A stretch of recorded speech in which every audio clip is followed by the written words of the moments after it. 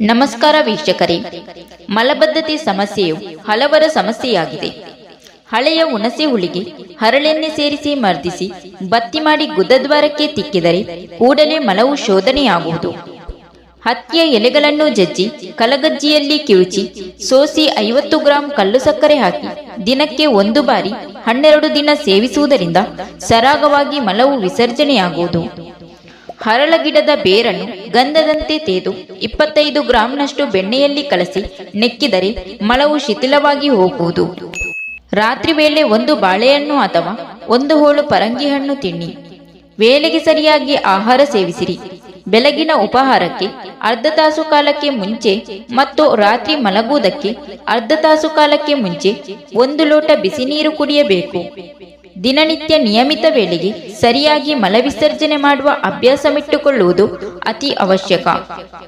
ಸೋರೆಕಾಯಿಯನ್ನು ಹಿಂಡಿ 1 ಲೋಟ ರಸ ತೆಗೆದು ಈ ರಸಕ್ಕೆ ಸ್ವಲ್ಪ ಉಪ್ಪು ಸೇರಿಸಿ ದಿನಕ್ಕೊಮ್ಮೆ ಸೇವಿಸಬೇಕು.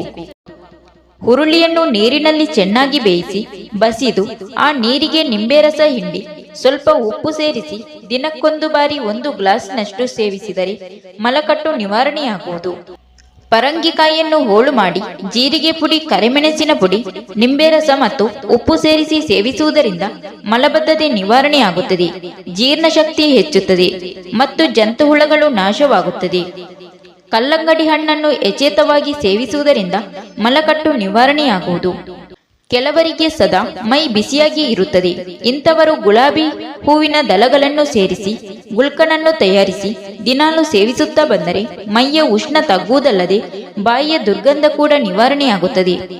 ಅಲ್ಲದೆ ಪ್ರತಿದಿನ ಶ್ರಮವಿಲ್ಲದೆ ಮಲವಿಸರ್ಜನೆಯಾಗುತ್ತದೆ. ಕರುಳುಗಳು ಕೂಡ ಶುದ್ಧವಾಗುತ್ತದೆ. ಮಲವಿಸರ್ಜನೆ ಸರಿಯಾಗಿ ನಡೆಯಲು ಹಸಿರು ತರಕಾರಿ ಸೇವಿಸಿರಿ. ಗುಲಾಬಿ ಹೂವಿನಿಂದ ತಯಾರಿಸಿದ ಕಷಾಯದ ಜೊತೆ ತುಪ್ಪ ಬೆರೆಸಿ ಸೇವಿಸುವುದರಿಂದ ಮಲಬದ್ಧತೆ ನಿವಾರಣೆಯಾಗಿ ಮಲ ಶುದ್ಧಿಯಾಗುತ್ತದೆ. 25 ಗ್ರಾಂ ಬಾಳೆಹಣ್ಣಿನ ತಿರುಳನ್ನು ಅದರ ಅರ್ಧದಷ್ಟು ಹುಣಸೆ ಹಣ್ಣಿನೊಂದಿಗೆ ಅರೆದು ಸೇವಿಸುವುದರಿಂದ 2-3 ದಿನಗಳ ಕಾಲ ಮಲಬದ್ಧತೆಯಾಗಿದ್ದರೂ ಸಹ ಅತ್ಯಲ್ಪ ಕಾಲದಲ್ಲಿ ಮಲವಿಸರ್ಜನೆಯಾಗುವುದು. ಮಲವಿಸರ್ಜನೆ ಆಗಲಿಕ್ಕೆ ಬೇದಿಯ ಔಷಧದ ಸೇವನೆಯು ಭಯಂಕರವಾದ ದುರಭ್ಯಾಸ. ಇದರಿಂದ ಕರುಳುಗಳು ದುರ್ಬಲವಾಗುತ್ತದೆ. ಅನ್ನಕ್ಕಿಂತ ತೌಡು ತೆಗೆಯದ ರಾಗಿ, ಅವಲಕ್ಕಿ ಜೋಳದ ಹರಳು, ಗೋಧಿ ಹೆಚ್ಚು ಮಲಸಾರಕಗಳಾಗಿವೆ. ಅವುಗಳ ಉಪ್ಪಿಟ್ಟು, ರೊಟ್ಟಿ, ದೋಸೆಗಳನ್ನು ಮೂಲಂಗಿ, ಗಜ್ಜರಿ, ಹಸಿ ಸೌತೆ, ಮೆತ್ತೆ ಸೊಪ್ಪು, ಈರುಳ್ಳಿಯೊಂದಿಗೆ ವಾರದಲ್ಲಿ 3-4 ದಿನವಾದರೂ ಅಗಿದು ತಿನ್ನುವುದರಿಂದ ಮಲವಿಸರ್ಜನೆ ಸರಾಗವಾಗಿ ಆಗುವುದು. ರಾತ್ರಿ ಮಲಗಿದವರಿಗೆ ಮೊದಲ ಸಲ ಎಚ್ಚರವಾದ ಕೂಡಲೇ 1 ಗ್ಲಾಸ್ ತಣ್ಣೀರನ್ನು ಕುಡಿದು ಮರಳಿ ಮಲಗುವುದರಿಂದ ಮತ್ತೊಮ್ಮೆ ಎಚ್ಚರವಾದಾಗ ಚೆನ್ನಾಗಿ ಮಲವಿಸರ್ಜನೆ ಆಗುವುದು. ಆಲೂಗಡ್ಡೆಯನ್ನು ಹಸಿಯಾಗಿ ಸಿಪ್ಪೆ ಸಹಿತ ಚೆನ್ನಾಗಿ ಅಗಿದು ನಿತ್ಯವೂ ತಿನ್ನುತ್ತಿದ್ದರೆ ಮಲಬದ್ಧತೆಯ ನಿವಾರಣೆಯಾಗುತ್ತದೆ. ಸ್ನೇಹಿತರೆ, ಮೇಲೆ ವಿವರಿಸಿದ ಉಪಾಯಗಳನ್ನು ಕೈಗೊಂಡಾಗಲೂ ಬಹುದಿನಗಳ ಮಲಬದ್ಧತೆಯು ಒಮ್ಮೆಲೆ ಗುಣವಾಗದಿದ್ದರೆ ಆ ಉಪಾಯಗಳನ್ನು ಮುಂದುವರಿಸುತ್ತಿರುವಾಗಲೇ ವಾರದಲ್ಲಿ 1-2 ಸಲ ಬಸ್ತಿ ಪ್ರಯೋಗದಿಂದ ಮಲವಿಸರ್ಜನೆ ಮಾಡಿಕೊಳ್ಳಬೇಕು.